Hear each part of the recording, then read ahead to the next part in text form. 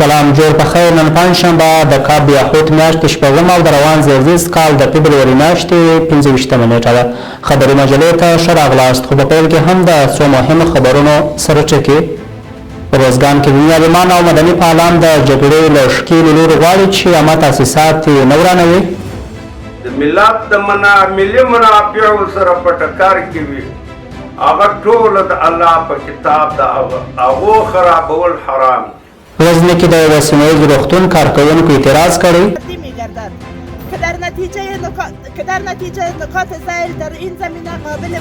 بغلان کې د خبریال او ډاکټر نرمګوی ترور ډاکټرانو یې د ترور په غبرګون کې کاري اعتصاب کړی.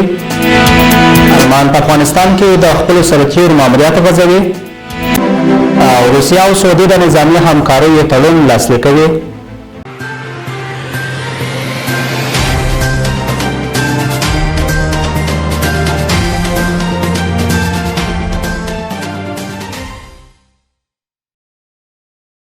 درنو لیدونکو او درنو اوریدونکو بیا هم ښه راغلاست. خبري ساعت ته زه خان محمد سیال وړاندې کوم.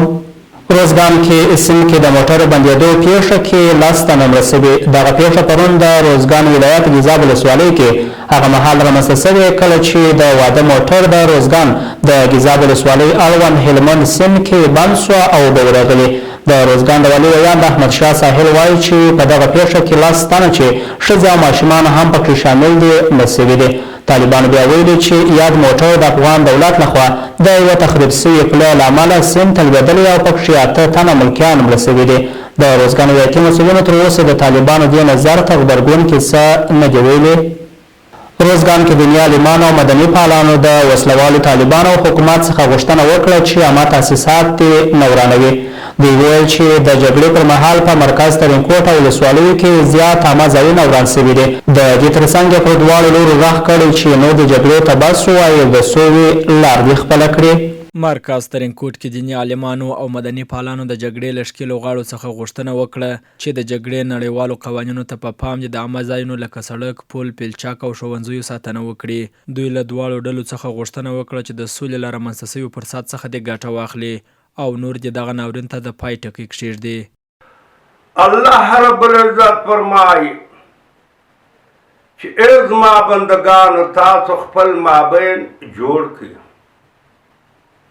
تاسو خپل په مابین کې قتل و قتال و فساد و خراب د بناو دا مراولي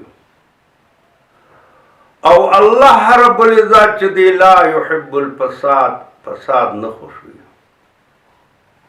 هر هغه شی چې د ملت ته ضرر وي، د ملت د ملي منافعو سره په ټکر کې وي، هغه ټوله د الله په کتاب د هغو خرابول حرام دي. مثلا د لویو لارو خرابول دا د ملت چې د عمومي ملت چې د پلانو خرابول، د پلچکانو خرابول. نو زموږ امید و طالب ته دا دی چې ته خو شرعي نظام غواړې. په شرعي نظام کې دغه شیان ورانول ټول حرام دي. د وسلوالو طالبانو څخه مې غوښتنه دا ده چې همدغه پلچک، همدغه مکتب که چیرې سبا ستا واکمني سي هم تا ته به ښه درځي هم ولس ته. که چیرې سبا ورځ سولې پروسې ته ته راسې او تا پلچک و مکتب و عامالمنفعه ځایونه د بینه وړي بیا به ته هم پښېمانه یې. زه وایم چې دغه پلچک دا د افغانانو سرمایه ده، که خارجي جوړ کړي که هر چا جوړ کړي که پروژې جوړ کړي. مکتب د افغانانو سرمایه ده. بنان دا په دې ملي سرمایه کې طالب ورور ته هم ګډېږي، دا د کونډې یتیم د هر چا ده. نو بنان د دې خوندیتوب ستا وظیفه هم ده، د دولت هم ده او د ولس هم ده. په ورته مهال هم د دې ولایت اوسېدونکو د جګړې له ښکېلو غاړو څخه غوښتنه وکړه چې د جګړې نړیوالو قوانینو ته په پام دي د عامه ځایونو خوندیتوب ته پاملرنه وکړي او د دې تر څنګ پر حکومت او وسلوالو طالبانو غږ وکړي چې نور دې جګړه بند او سوله دې وکړي. غوښتنه دا ده چې عامه ځایونو ته باید پاملرنه وکړي، لکه مکاتب دي و پلچک دی و سړک دی پوهنتونونه دي شبخانې دي، د دواړه باید پاملرنه وکړي چې ویجاړ نه کړي. لکه د جراوت ولسوالۍ درمعلمین چې عامه خلکو هم چور کړه، طالبان هم سره په بغل کې وه او موږ تاسې د لاس ورکړه دغه چې بیخي په 20 کال هم بیا څوک دغه لاسته راوړنه بیا نشي راوړلی.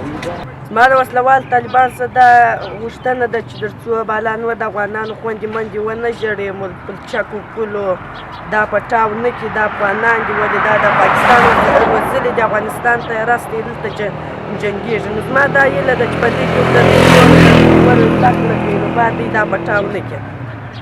د یادونې وړ ده چې تر دې وړاندې په مرکز ترینکوټ او ولسوالیو کې عامه ځایونه د جګړې پر مهال له منځه وړل شوي. عبدالمطلب ظفري، پیوستون رادیو ټلویزیون، ترینکوټ. غزني کې د یوه سیمه ییز روغتون کارکوونکو اعتراض کړی. یوه پروژه چې د ریپورم په نوم یادېږي اوس ځینې کړۍ غواړي چې مخه یې ونیسي، خو د یاد روغتون ډاکټران وایي د دې پروژې د خنډ لرې کولو پر وړاندې به مبارزه روانه وي. په غزني کې د یوه سیمه ییز روغتون ګڼ شمېر ډاکټرانو اعتراض وکړ. یادو ډاکټرانو ویل اوس ځینې کړۍ غواړي چې دغه روغتون د شخصي ګټو قرباني کړي. دوی ویل تر هغو پورې به مبارزه جاري روانه وي تر څو چې یاد روغتون له شخصي ګټو څخه راګرځولی نه وي. پروژه اصلاحات شفاخانه با 15 سال تجربه کاری یگانه ظرفیت مدیریت شفاخانه در سطح وزارت صحت عامه می باشد. 60% تنقیص معاشات کارمندان شفاخانه ها در پی لغو این پروژه یک عمل غیر عادلانه می باشد. 11 این یک اقدام هشدار دهنده می باشد تا مراجع زیرت به خواستهای برحق ما تمکین نمایند، در غیر آن اقدامات قانونی می کنیم. د ریفورم د پروژې د لغوه کېدو په اړوند د غزني سیمه ییز روغتون د صحي کارمندانو پرېکړه لیک. د غزني سیمه ییز روغتون چې په حقیقت کې د زرګونو یتیمانو او نورو عادي خلکو د زخمونو مرهم دی، د رئیس جمهور د فرمان په اساس او د غزني سیمه ییز روغتون د پرسونل د زیاتو زحمتونو له امله نن وکولی شول چې د جامعې لپاره په یو با اعتباره ادرس بدل شي او د روغتونونو د اصلاحاتو پروژې تر شتر لاندې په ټولو بخشونو کې د پام وړ لاسته راوړنې لري. نن ورځ د یو شمېر شخصي تصمیمونو او مصلحتونو قرباني کیږي چې د غزني سیمه ییز روغتون د کارکوونکو د لاندې نګرانیو باعث شوی دی. اول، د اصلاحاتو پروژې لغوه کول یو قوي تصمیم د صحي سیستم د پیشرفت خنډ، د ملي منافعو ضد، د ناروغانو او صحي کارمندانو د منافعو ضد دی. یادو اعتراض کوونکو ویل چې د غزني ولایت په دغه سیمه ییز روغتون کې په زرګونه د دې ولایت د وګړو درملنه کیږي. بغلان کې د خبریال او ډاکټر نارنګوی ترور ډاکټرانو یې د ترور په غبرګون کې کار اعتصاب کړی. د بغلان د خبریالانو د ټولنې مخکنی مشر او د مرکزي بغلان د روغتون د جراحي برخې مسؤل ډاکټر عبدالخلیل نارنګوی د مرکزي بغلان په خمري په لویه لاره د 5م سړک په سیمه کې د ناڅرګنده وسلوالو کسانو له لورې ترور شو. طالبان او حکومت دواړو یې په مړینه خواشیني څرګنده کړې او د عاملینو د نیولو ډاډ ورکړي. د مرکزي بغلان روغتون کې د ډاکټرانو کاري اعتصاب کړی او وایي تر څو چې د نارنګوی د ترور عاملین پیدا نه سي دوی به کاري اعتصاب پای ته ونه رسوي. او دا ډېر یو ظالمانه عمل و، هر چا چې کړی ده دښمن دا کار کړی ده او موږ په لټه یو او هدایات مو ورکړی ده امني او کشفي استخباراتي شعبو ته چې د دې مسلې څېړنه د ملي دفاع وزارت مرستیال شاه محمود میاخېل وایي چې د سولې په خبرو کې به په امنیتي او دفاعي ځواکونو کې هیڅ راز معامله ونه سي. د نوموړي په خبره چې تیر کال د دفاعي ځواکونو لیکو کې 390 مېرمنې جذب شوې دي چې له ډلې 80 تنه اماراتو او هند ته د نظامي زده کړو لپاره لېږدول شوي دي. د ملي دفاع وزارت مرستیال شاه محمود میاخېل وایي چې د سولې په خبرو کې به د هیواد په امنیتي ځواکونو هیڅ راز معامله ونه شي. میاخېل وایي تمه وه چې د طالب زندانیانو د خلاصون او سولې خبرو له پیل سره به تاوتریخوالی راټیټ او جګړې کمې شي، خو برعکس طالبانو د تاوتریخوالي په ډېرېدو د امتیاز اخیستو فکر وکړ. د افغانستان د اسلامي جمهوریت جمهور رئیس، ولسونه او حتی نړیواله ټولنه په هر ځای کې به شاید یو څه کم و زیات راشي، اما په امنیتي او دفاعي قوتونو باندې معامله صورت نه نیسي او دا په خپله یو لوی اطمینان دی د افغانستان ولس لپاره چې امنیتي او دفاعي قوتونو په خپل دغه کې پاتې کیږي. د ملي دفاع وزارت مرستیال زیاتوي چې اوس د هیواد 99% نظامي عملیات افغان ځواکونه ترسره کوي او دوی د تجهیزاتو په برخه کې هیڅ ستونزه نه لري. د ده په وینا چې د افغانستان دفاع وزارت دا مهال 240 سترې او کوچنۍ تیارې، کافي اندازه وسلې او مهمات او نور اړین وسایل په واک کې لري او ګڼ سرتیري په هیواد دننه او بهر په پوځي زده کړو بوخت دي. او اوس الحمدلله 90% زموږ عملیاتونه زموږ په خپله اردو پلان کوي، عملي کوي او 240 یو 40 شاوخوا کې هلیکاپټرې او طیارې او دا شیان لرو یا غټ دغه چې دي او دا په خپله موږ کولی شو چې هم د خپلو قواو ته اکمال وکړو، هم د هغې حمایت وکړو. د ملي دفاع وزارت مسؤلینو طالبانو هغه ادعا چې د هیواد په ډیره برخه کنټرول لري بې بنسټه وبلله او په وینا یې چې دا مهال افغان امنیتي ځواکونه د افغانستان په 90% خاوره حاکمیت لري او خپل فعالیتونه ترسره کوي. دوی همداراز زیاتوي چې تیر کال د هیواد په 2 ولایتونو او 132 ولسوالیو کې طالبانو د خپلو ډله ییزو بریدونو پر مټ غوښتل چې یاد ولایتونه ولسوالۍ سقوط کړي خو بریالي نه شول. د سیمهییزو ارګانونو خپلواکې ادارې مسؤلینو هغه تورونه بې اساسه وبلل چې ویل کېږي د یادې ادارې د رئیس له لوري په دې اداره کې یوازې د یو قوم خلک ځای پر ځای شوي. د سیمهییزو ارګانونو خپلواکې ادارې مسؤلین همداراز وایي په رسنیو کې هغه راپورونه حقیقت نه لري چې یاد اداره د کریډیټ کارت له درکه 90 میلیون افغانۍ لګښت لري. د سیمهییزو ارګانونو خپلواکې ادارې مسؤلینو هغه تورونه بې اساسه وبلل چې ویل کېږي د یادې ادارې د رئیس له لوري په دې اداره کې یوازې د یو قوم خلک ځای پر ځای شوي.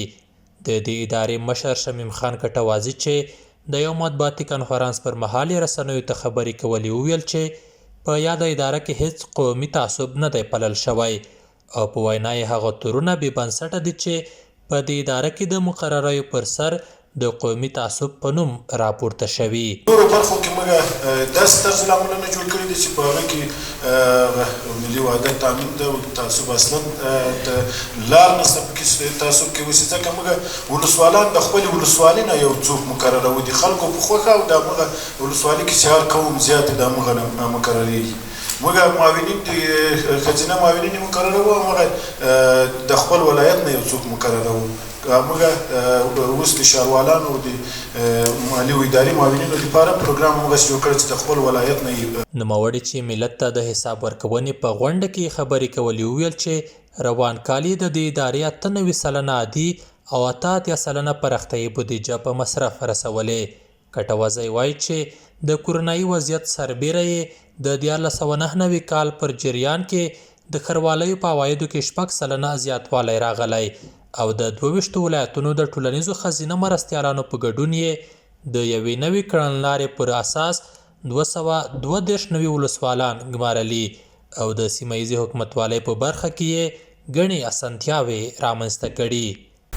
د ولایتونو لپاره د ټولو مرستیالانو د بستونو رامنځته کول او په بادغیس، پنجشیر، جوزجان، زابل، سرپل، غزني، غور، کاپیسا، کندوز، کونړ، لغمان، لوګر، نورستان، نیمروز، پروان، ننګرهار، دایکنډي، بامیان او پکتیا ولایتونو کې د میرمنې د والیانو د اجتماعي مرستیالانو په توګه ګمارل. د نوې کړنلارې له مخې د هېواد په ولایتونو کې 232 ولسوالان په دندو ګمارل. د سیمهییزو ارګانونو خپلواکې ادارې مسؤلین همداراز وایي چې په خواله رسنیو کې هغه راپورونه حقیقت نه لري چې یاده اداره د کریډیټ کارت له درکه 90 میلیون افغانۍ لګښت لري. د مسؤلینو په وینا چې د کریډیټ کارت له درکه د دې ادارې کلنی لګښت یوازې 10 میلیون افغانۍ ده چې د هیواد ټولو 34 ولایتونو ته ځانګړی شوی.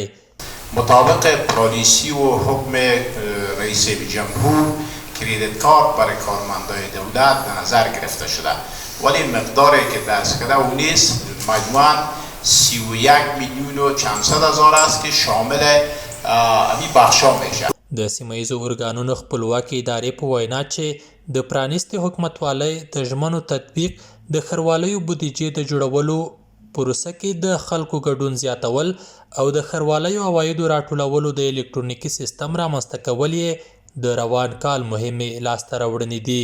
د امریکا متحده ایالاتونو د ملي دفاع وزارت ته 440 جنګي وسایط وسپارل.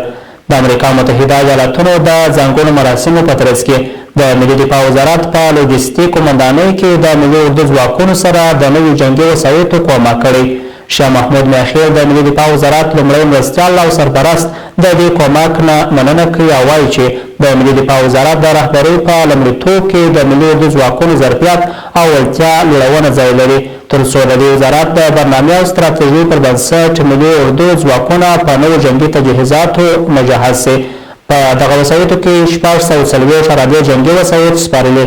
دفاع وزارت د یوې خبرپاڼې په خپرولو سره ویلي چې په دې 640 وسایطو کې 403 ارادي حموي 43 شمجر 3 امبولانسونه او دغه راز 170 موټرسایکلونه هم شامل دي.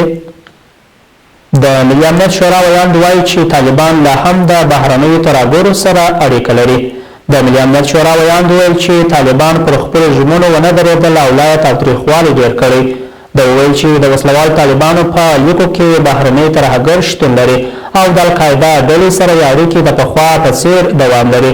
د یادې شورا ویاند مولوي رحمت الله امدل وایي چې وسلوالو طالبانو د امریکا سره د دوحې په هوکړه کې ژمنه کړې وه چې د القاعده ډلې سره به اړیکې پرې کوي او تاوتریخوالی به کموي. خو د دې برعکس دا چې تاوتریخوالی کم کړی نه دی بلکې لا یې ډېر کړی چې هره ورځ د افغان ځواکونو پر امنیتي پوستو ډلهییز بریدونه هم کیږي. طالبانو د نورو ژمنو د ماتولو ترڅنګ نه له تاوتریخوالي لاس اخیستی او نه یې له بهرنیو تروریستي ګروپونو سره اړیکې پرې کړې دي بلکې د تیرو کلونو خلاف یې سږ کال جګړه ژمی هم نه ده کمه کړې او په لیکو کې بهرني تروریستان په تیره بیا القاعده پریمانه جنګیږي. تر اوسه هیڅ داسې دلیل نسته چې له بهرنیو تروریستي ډلو څخه د طالبانو د لرې کېدو لیوالتیا ثابته کړي ځکه طالبان او القاعده داسې ایډیالوژیک مشترکات لري چې د هیوادونو پر جغرافیایي تقسیم بندي هم باور نه لري. ډاکټر نعیم وایي که بهرني عسکر ونوځي بین الافغاني مذاکرات زیانمنېږي. طالبانو یو ځل بیا ویلي چې د بهرنیو ځواکونو د حضور دوام به په افغانستان کې د جګړو او ستونزو د دوام سبب سي. د طالبانو د قطر دفتر ویان ډاکټر نعیم له نیوز ویک سره په خبرو کې ویلي د بایدن ادارې ته پکار ده چې د دوحې پر هوکړه عمل وکړي او خپل سرتیري له افغانستانه وباسي. نوموړي خبرداری ورکړې چې که امریکا خپل سرتیري تر مۍ میاشتې پورې له افغانستانه ونه باسي نو ښایي دا کار د بین الافغاني مذاکراتو پروسه زیانمنه کړي. د بشري حقونو خپلواک کمیسیون وایي جګړو لا هم د 25 سلنې ماشومانو ژوند تریخ کړی دی. په افغانستان کې لا هم زرګونه ماشومان له روانو جګړو اغېزمن دي. د افغانستان د بشري حقونو خپلواک کمیسیون ویلي سره له دې چې په جګړو کې د تیرو کلونو په پرتله د ماشومانو تلفات کم شوي خو بیا هم د هغو ماشومانو شمیر 25 سلنې ته رسېدلی چې په بحراني وضعیت کې ژوند کوي. د بشري حقونو خپلواک کمیسیون وایي د هغو ماشومانو شمیر هم 14 سلنې ته رسېدلی چې زده کړو او ښوونځیو ته لاسرسی نه لري. او وروستی کورنۍ خبر دا چې سپینه ماڼۍ وایي په پوره احتیاط د افغان سولې پروسه تعقیبو. سپینه ماڼۍ وایي جو بایدن نه غواړي چې طالبان یو ځل بیا پر افغانستان واکمن سي. ټایمز اپ انډیا ورځپاڼې د سپینې ماڼۍ د ویاندې جن ساکي په حواله راپور ورکړی چې واشنګټن په پوره احتیاط سره د افغان سولې پروسه تعقیبوي. هغه ویلي دی په دې باور دی چې طالبان له امریکا سره د تیر کال هوکړې ته ژمن پاتې سي او تاوتریخوالي ته دوام ورکړي. او دا هم د دې ساعت بهرني خبرونه.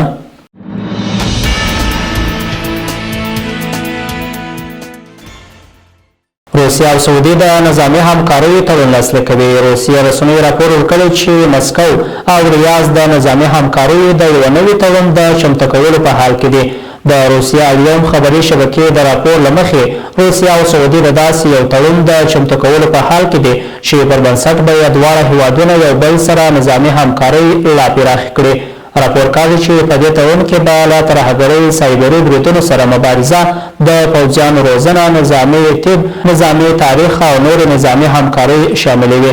د راپور له مخې د سعودي د بهرنیو چارو وزیر فیصل بن فرحان شاوخوا 2 میاشتې وړاندې له خپل روسي سیال سرګي لاوروف سره پر دغه تړون خبرې کړې وې او ممکن دا تړون ډېر ژر چمتو او دواړو لورو ترمنځ لاسلیک سي.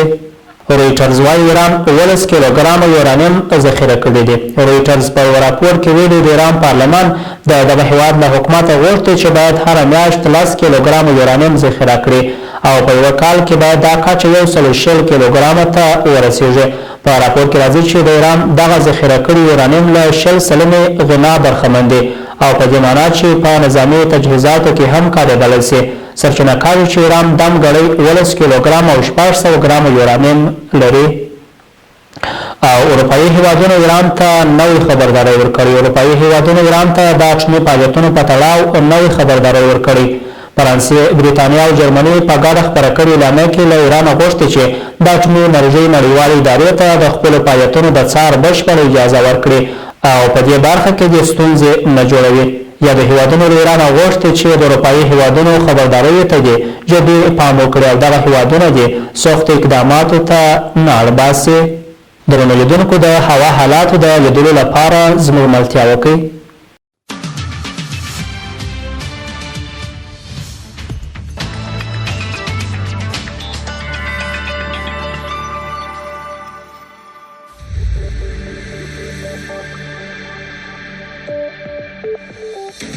د پیوستون رادیو ټلویزیون لیدونکو او اوریدونکو د هوا حالات په مزه فیصل هرکلی کوم. بسم الله الرحمن الرحیم. کابل اسمانځای ځای ورځ د تودوخې لوړه درجه 14.4. ننګرهار اسمانځای ځای ورځ د تودوخې لوړه درجه 23.14.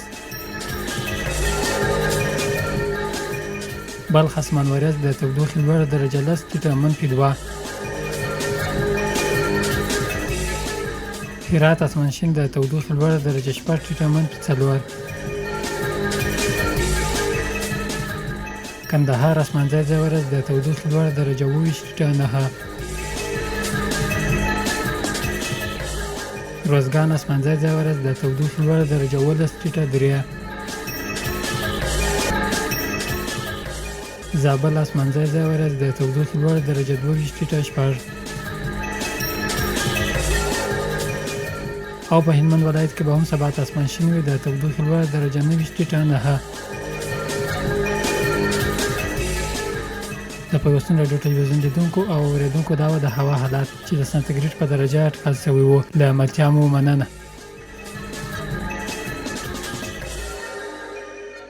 درنو لیدونکو او درنو اوریدونکو په دې سره مو خبري مجله پای ته ورسېده. له تاسو خپلو ټولو همکارانو په مننه تر بیا ښې چارې.